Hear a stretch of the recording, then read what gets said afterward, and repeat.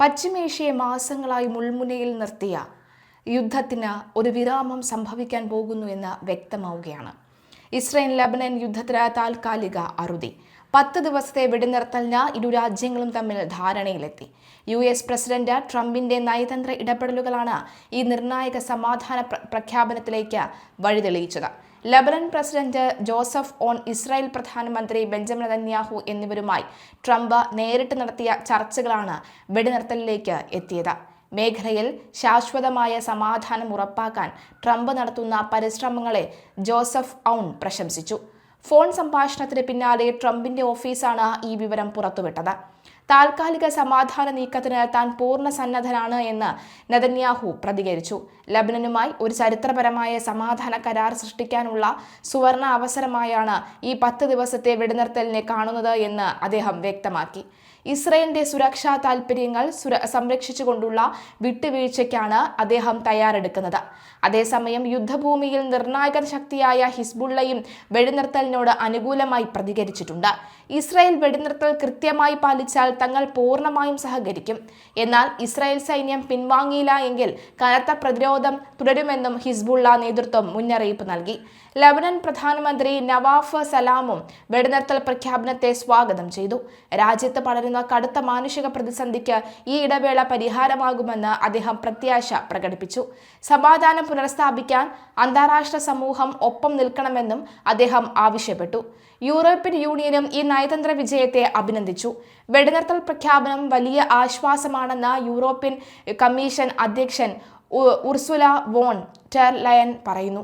ആയിരക്കണക്കിന് നിരപരാധികളുടെ ജീവൻ അപഹരിച്ച സംഘർഷത്തിന് ഈ 10 ദിവസം ഒരു വലിയ മാറ്റമുണ്ടാകുമെന്നാണ് ലോകം പ്രതീക്ഷിക്കുന്നത്. ലബനന്റെ പരമാധികാരത്തെയും പ്രാദേശിക സമഗ്രതയെയും ലോക രാജ്യങ്ങൾ പൂർണ്ണമായും മാനിക്കണമെന്ന് ഉർസുല ഓർമ്മിപ്പിച്ചു. യുദ്ധത്തിൽ തകർന്നടിഞ്ഞ ലബനൻ ജനതയ്ക്ക് ആവശ്യമായ മാനുഷിക സഹായങ്ങൾ യൂറോപ്പ് തുടർന്നും എത്തിക്കുമെന്ന് അവർ ഉറപ്പു നൽകി. അന്താരാഷ്ട്ര തലത്തിൽ ലബനന് കൂടുതൽ പിന്തുണ നൽകാനുള്ള പദ്ധതികൾ ഉടൻ നടപ്പിലാക്കും. ഏകദേശം 1 വർഷത്തോളമായി അതിർത്തിയിൽ തുടരുന്ന ഷെല്ലാക്രമണങ്ങൾക്കും ബോംബിങ്ങിനും ഇതോടെ താൽക്കാലിക ശമനമാകും. ജനജീവിതം സാധാരണ നിലയിലേക്ക് സമാധാനപരമായി നിലകൊള്ളുകയും കുടിയൊഴിപ്പിക്കപ്പെട്ടവർക്ക് മടങ്ങിവരാനുള്ള ശ്രമങ്ങൾ വരും ദിവസങ്ങളിൽ ആരംഭിക്കുകയും ചെയ്യും. ഈ 10 ദിവസത്തെ ഇടവേളയെ ഒരു ശാശ്വത സമാധാന ഉടമ്പടിയിലേക്ക് മാറ്റാനുള്ള തീവ്ര ശ്രമത്തിലാണ് അമേരിക്കൻ പ്രതിനിധികൾ. ട്രംപിന്റെ പുതിയ വിദേശകാര്യ നയത്തിന്റെ വിജയമായാണ് ഇതിനെ രാഷ്ട്രീയ നിരീക്ഷകർ വിലയിരുത്തുന്നത്. മേഖലയിലെ മറ്റ് രാജ്യങ്ങളും വെടിനിർത്തൽ പ്രഖ്യാപനത്തെ പ്രതീക്ഷയോടുകൂടി തന്നെയാണ് നോക്കിക്കാണുന്നത്. 10 ദിവസത്തിന് ശേഷം വെടിനിർത്തൽ തുടരുന്നതിനായുള്ള നയതന്ത്ര ചർച്ചകൾ വരും മണിക്കൂറുകളിൽ വാഷിംഗ്ടണിലും ബെയ്റൂട്ടിലും സജീവമാകും. പശ്ചിമേഷ്യൻ സംഘർഷത്തിൽ വെടിനിർത്തൽ നീണ്ടുനിൽക്കുമെന്ന പ്രതീക്ഷകൾക്ക് വിരാമമിട്ട വൈറ്റ് ഹൗസ് ഇറാനുമായുള്ള താൽക്കാലിക വെടിനിർത്തൽ നീട്ടാൻ ഉദ്ദേശിക്കുന്നില്ല എന്ന് US പ്രസിഡന്റ് സെക്രട്ടറി കരോലിൻ ലെവിറ്റ വ്യക്തമാക്കി. അതേസമയം അമേരിക്ക ഏർപ്പെടുത്തിയ നാവിക ഉപരോധം നീക്കിയില്ല എങ്കിൽ ചെങ്കടൽ അടച്ചുപൂട്ടുമെന്ന കടുത്ത ഭീഷണിയുമായി ഇറാൻ രംഗത്തെത്തിയിരിക്കുകയാണ്. ട്രംപ് വെടിനിർത്തൽ നീട്ടാൻ ആലോചിക്കുന്നു എന്ന വാർത്തകൾ നിലവിൽ സത്യമല്ലെന്ന് വൈറ്റ് ഹൗസ് പ്രസ് സെക്രട്ടറി പറയുന്നു. ട്രംപിന്റെ ആവശ്യങ്ങൾ അംഗീകരിക്കുന്നതാണ് ഇറാന്റെ താൽപര്യങ്ങൾക്ക് നല്ലതെന്നും ഒരു കരാറിലെത്താൻ സാധിക്കുമെന്ന പ്രത്യാശയുണ്ടെന്നും അവർ കൂട്ടിച്ചേർത്തു. എന്നാൽ ഇറാൻ കടുത്ത നിലപാടുകളിൽ ഉറച്ചു നിൽക്കുകയാണ്. തങ്ങളുടെ തുറമുഖങ്ങൾക്ക് മേലെയുള്ള US ഉപരോധം തുടർന്നാൽ ചെങ്കടലിലൂടെയുള്ള ഒരു ചരക്കു നീക്കവും അനുവദിക്കില്ല എന്ന് ഇറാന്റെ Khatam al Anbiya central headquarters commander Ali Abdullahi മുന്നറിയിപ്പ് നൽകി. ഒമാൻ കടലിലൂടെയും പേർഷ്യൻ ഗൾഫിലൂടെയും ഒരു ഇറക്കുമതിയും കയറ്റുമതിയും അനുവദിക്കില്ലെന്നാണ് ഇറാന്റെ നിലപാട്. ഹോർമൂസ് കടലിടുക്കിൽ ഉപരോധം ശക്തമാക്കിയതായും ഇറാനിലേക്കുള്ള കടൽ വഴിയുള്ള വ്യാപാരം പൂർണ്ണമായും തടഞ്ഞതായും US സെൻട്രൽ കമാൻഡ് അറിയിച്ചു. വെറും 36 മണിക്കൂറിനുള്ളിൽ ഇറാന്റെ സാമ്പത്തിക വിനിമയങ്ങൾ സ്തംഭിപ്പിക്കാൻ കഴിഞ്ഞതായി അഡ്മിറൽ ബ്രാൻഡ് കൂപ്പർ വ്യക്തമാക്കി. ഇത് ഇറാന്റെ സമ്പദ് വ്യവസ്ഥയെ വലിയ തോതിൽ ബാധിച്ചിട്ടുണ്ട്. ഉപരോധത്തിനിടയിലും തങ്ങളുടെ ഒരു സൂപ്പർ ടാങ്കർ അന്താരാഷ്ട്ര ജലപാതയിലൂടെ കടന്നുപോയതായി ഇറാൻ അവകാശപ്പെട്ടു.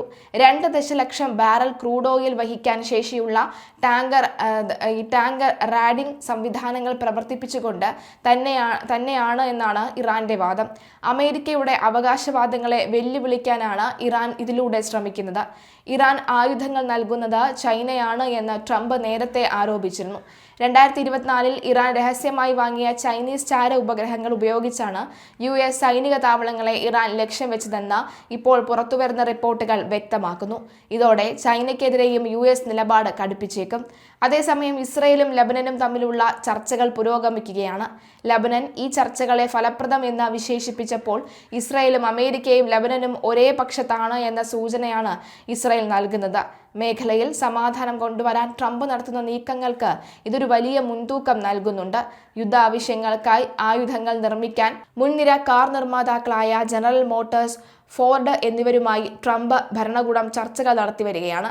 അമേരിക്കൻ നിർമ്മാണശാലകളെ യുദ്ധസാമഗ്രികൾക്കായി ഉപയോഗിക്കുന്ന പഴയ രീതിയിലേക്ക് മടങ്ങാനാണ് ട്രംപിന്റെ പദ്ധതിയെന്ന് വാൾസ്ട്രീറ്റ് ജേർണൽ റിപ്പോർട്ട് ചെയ്തു. ഇറാന്റെ വിദേശകാര്യമന്ത്രി അബ്ബാസ് അരഗച്ചി ചൈനീസ് വിദേശകാര്യമന്ത്രിയുമായി നടത്തിയ ചർച്ചയിൽ അമേരിക്കയുടെ പ്രകോപനങ്ങൾ മേഖലയിൽ അപകടകരമായ പ്രത്യാഘാതങ്ങൾ ഉണ്ടാക്കുമെന്ന് മുന്നറിയിപ്പ് നൽകി.